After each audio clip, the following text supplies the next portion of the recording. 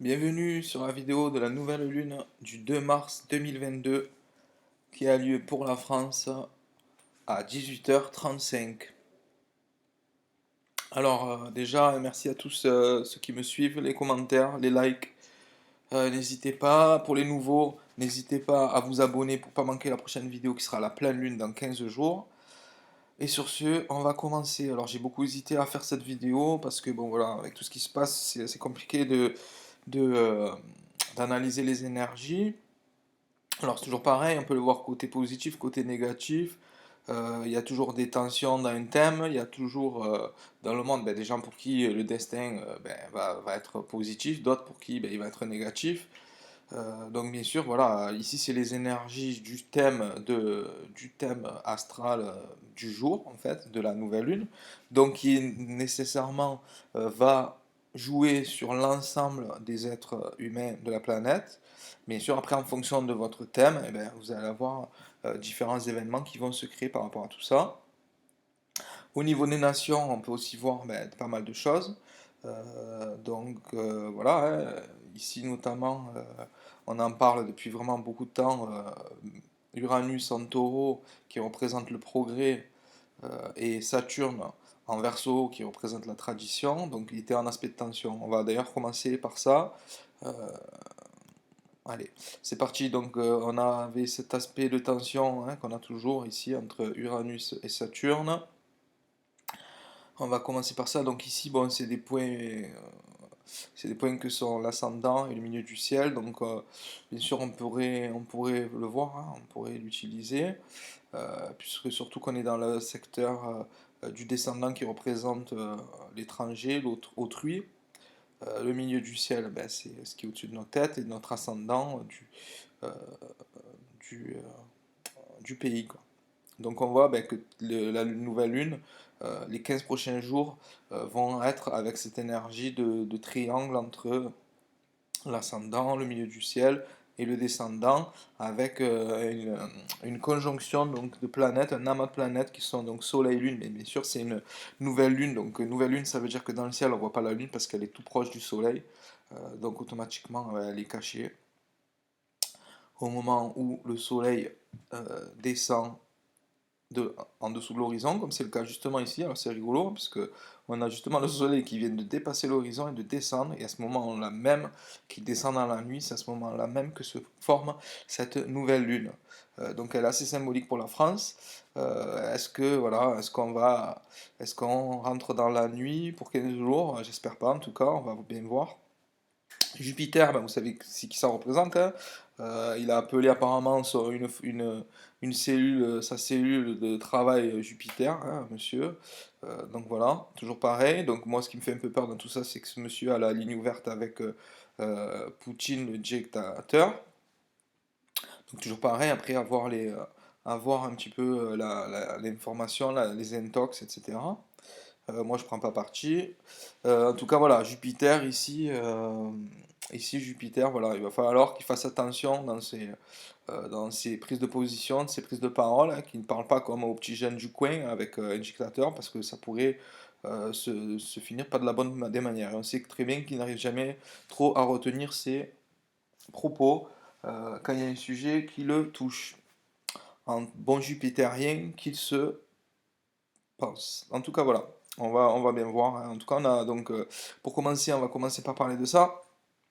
Je vais enlever cette rouge, ça me plaît pas trop. Donc, cette, euh, cette conjonction-là, donc ici, entre on a dit Soleil, Lune en poisson, qui est censé représenter ben, le collectif et éventuellement l'empathie.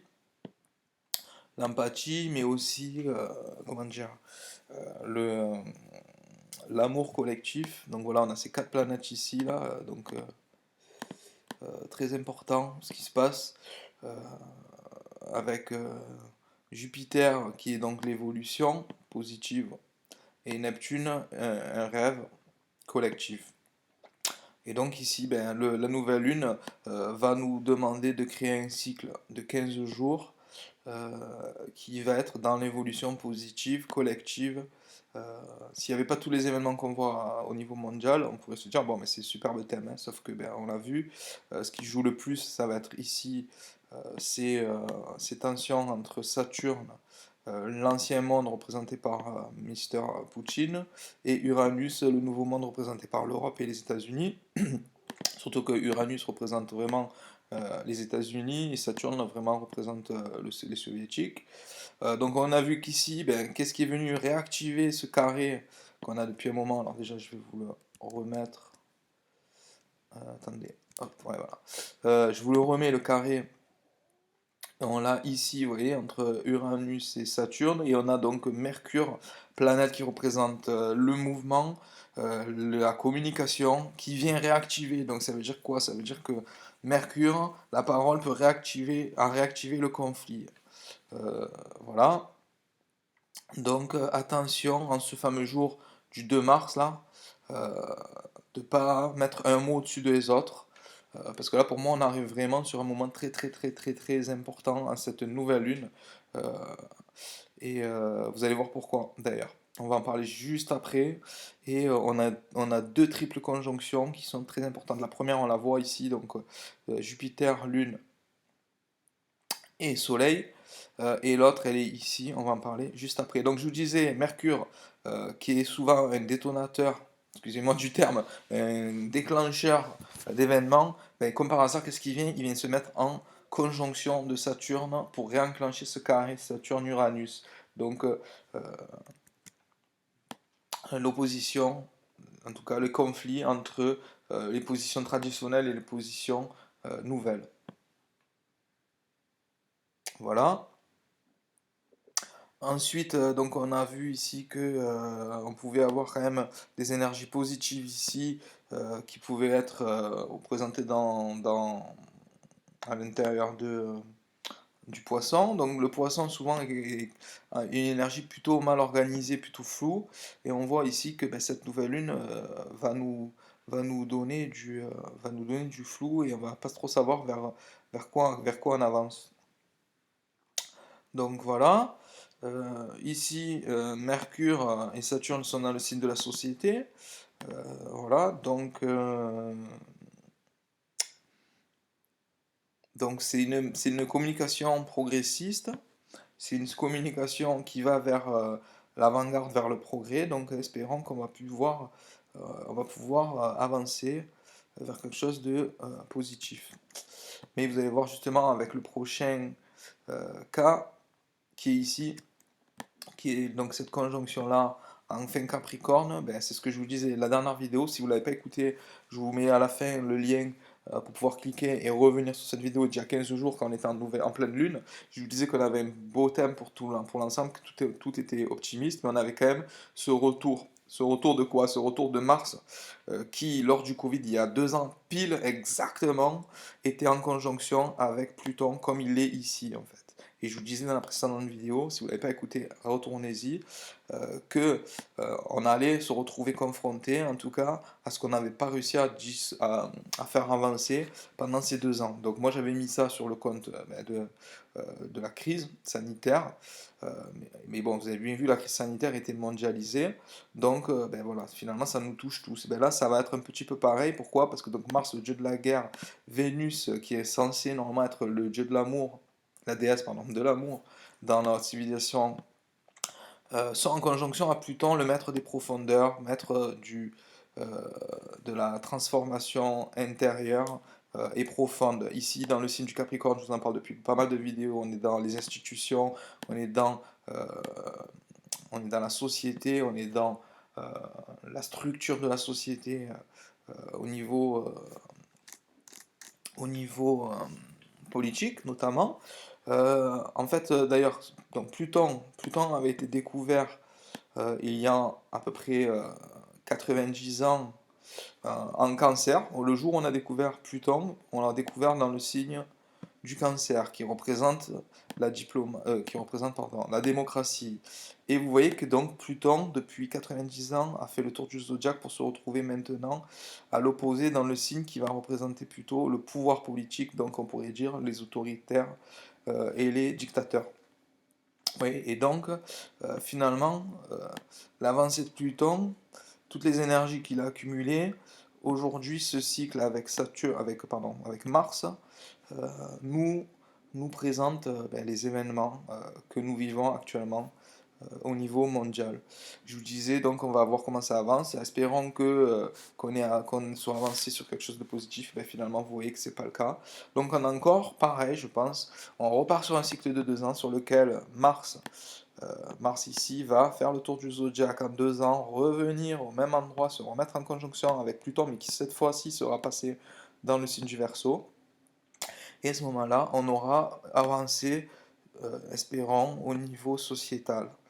Voilà. Donc, ben, c'est toujours pareil. Comme je vous disais, Vénus, normalement, il est censé mettre du positif, de l'amour dans tout ça. Mais il faut savoir, je vous l'ai déjà dit dans d'autres vidéos, que au niveau des Mayas, Vénus était représentée comme la déesse, ou en tout cas la planète de la guerre. Vous voyez. Donc voilà, finalement, on s'y retrouve encore ici. Je ne veux pas faire peur à tout le monde, mais il faut savoir que Pluton, ça représente aussi le nucléaire, tout ce qui est caché, tout ce qui est sous la Terre. Donc ça fait très peur. Quand on a le dieu de la guerre, c'est de la civilisation indo-européenne, et qu'on a le dieu de la guerre des Mayas qui se regroupe avec ce fameux Pluton, on n'est pas très très serein. Alors ce qui est intéressant, par contre, c'est que on n'a pas d'aspect de tension. On n'a pas d'aspect de tension si ce n'est avec les nœuds lunaires quand même. Donc avec les nœuds lunaires, on a quand même un superbe aspect de tension, un aspect de tension, même pas, je dis n'importe quoi. On a un bel aspect de trigone en fait, hein, entre ces énergies. Donc là par contre c'est positif. Vous voyez, finalement, non, le seul élément qui serait en désaccord, ce serait éventuellement la lune noire, mais on a encore une cause, donc c'est pas encore hyper puissant non plus. Donc finalement, heureusement que ces planètes-là ne sont pas en aspect de tension avec des autres éléments du thème. Par contre, bien sûr, ben voilà, on repart sur un cycle, hein. Soit un cycle long de 2 ans, un peu comme le Covid, le temps que Mars revienne en conjonction avec Pluton en Verseau, soit ça va être très rapide. C'est-à-dire que là, ça veut dire que là, le conflit mondial, parce que pour l'instant c'est un conflit qui est territorial, mais qui pourrait devenir mondial. Ben, voilà, donc soit on part sur 2 ans, soit ça serait rapidement. Alors rapidement, pourquoi? Parce qu'on est sur une nouvelle lune. Une nouvelle lune, c'est une durée de 28 jours. Donc la lune va passer sur les différents éléments et réactiver à chaque fois ce qu'il faut. Donc elle va activer Neptune, elle va activer Uranus. Donc à chaque fois qu'elle va passer sur ces éléments, elle va activer les aspects entre les éléments. Donc quand par exemple la lune va arriver sur Uranus, elle va réactiver à nouveau cet élément de tension entre Uranus et Saturne. Vous voyez? Donc on va regarder tout de suite quand ça va se passer. Donc la Lune elle sera sur Uranus entre le 6 et le 7 mars, vous voyez. Donc à ce moment-là, voilà, vers le 6-7 mars, il va falloir voir un petit peu comment ça va avancer au niveau de la situation. Ce qui sera en tout cas positif, c'est qu'après la Lune va arriver sur les nœuds lunaires, donc va réactiver les nœuds lunaires de façon positive, hein, entre ici et ici. Vous voyez, entre là et là, on va avoir un aspect positif entre Pluton, Mars, Vénus et la Lune et le nœud lunaire. Donc là, ça sera vraiment intéressant. Par contre, il me semble que bon, là, à partir du 8 mars, par contre, on pourra avoir quelque chose de positif. Ben voilà, s'il n'y a rien eu de grave euh, qui se sera passé, euh, ce fameux 2 mars, qui est très important. Pourquoi? Ben, comme je vous le disais, je vais revenir. Le 2 mars, donc, pourquoi c'est important? C'est parce que de 1, on est en nouvelle lune, donc moment très très important, conjonction de nouvelle lune, conjonction à Jupiter, qui amplifie le côté émotionnel des choses, qui amplifie la conscience aussi collective, donc peut-être qu'il va y avoir un sursaut collectif d'amour positif. Là, franchement, c'est vraiment une énergie très très très belle pour moi, hein, ça. Voilà, même si on a ce côté négatif là, euh, Mars, Pluton, Moi, vraiment, cette conjonction là, entre ces quatre éléments, franchement, pour moi, c'est vraiment du positif. On peut avoir quelque chose de beau qui arrive le 2 mars. Donc après, c'est toujours pareil, comme je vous le dis, pour tout le monde, rien n'est beau. Il y en a qui meurent tous les jours, il y en a qui sont malades tous les jours, il y en a d'autres pour qui, ben, qui gagnent le million tous les jours. Chacun a une vie différente. C'est pas parce que les énergies au niveau mondial sont comme ça que pour chacun ça se vit de la même manière. Après, c'est comme votre thème astral se positionne par rapport à cela. Donc c'est toujours pareil, si vous avez besoin d'informations pour vous, un de vos proches, n'hésitez pas en commentaire ou par l'email que vous avez trouvé dans ma barre de description pour me poser la question et j'analyserai par rapport à votre propre thème perso les énergies en présence. En tout cas, bon, voilà, moi je vois vraiment quelque chose de positif avec ça. Ici, par contre, ben, malheureusement, c'est ce fameux jour de nouvelle lune, on va avoir donc cette conjonction entre Mars à 27 degrés, Vénus à 26 degrés et Pluton à 27 degrés. Donc on va avoir vraiment une conjonction là entre le 2 et le 3 mars. Donc voilà, c'est où entre le 2 et le 3 mars, il se passe vraiment quelque chose de beau grâce à ces énergies, soit on irait sur quelque chose de beaucoup plus difficile qui pourrait enclencher un cycle de 2 ans. Voilà. À voir, à voir, à voir. Donc voilà.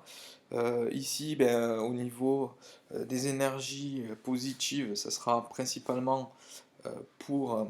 On va d'ailleurs les regarder, hein, on va pas faire l'impasse. Les énergies positives, on a un trigone, on n'a pas vraiment de trigone, on a des trigones entre l'ascendant et Uranus. Donc Uranus c'est quand même la liberté, l'indépendance, hein, euh, donc qui est mise à mal ici, hein, l'indépendance, la liberté est mise à mal par Saturne.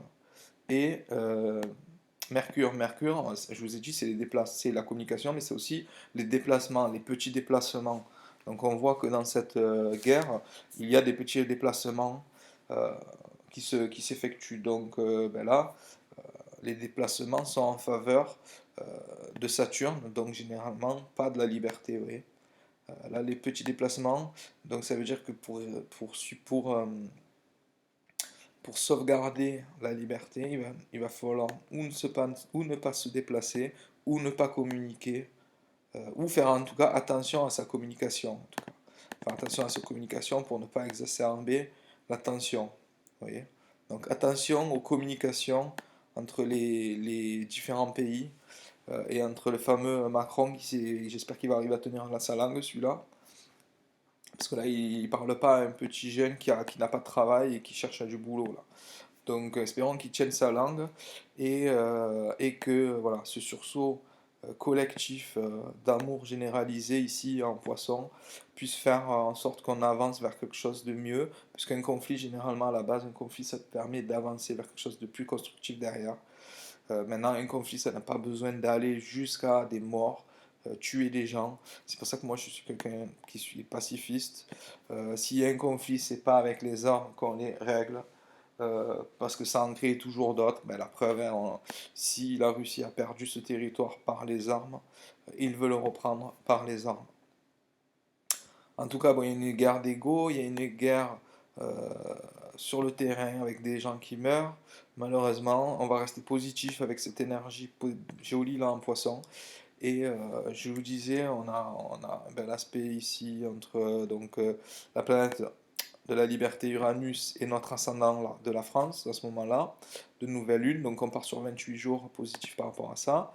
Et en positif, on a aussi ben, on l'a vu, hein, donc cette énergie ici en poisson de nouvelle lune qui a un bel aspect de sextile avec Uranus, planète des États-Unis, planète de l'indépendance, planète de l'autonomie, planète de la liberté. Donc la liberté et le collectif là, et l'amour collectif qu'on va se porter, qu'on va se donner, la solidarité, voilà, les uns les autres, va nous aider à avancer grâce à la conscience, grâce à l'émotionnel, grâce à notre coopération.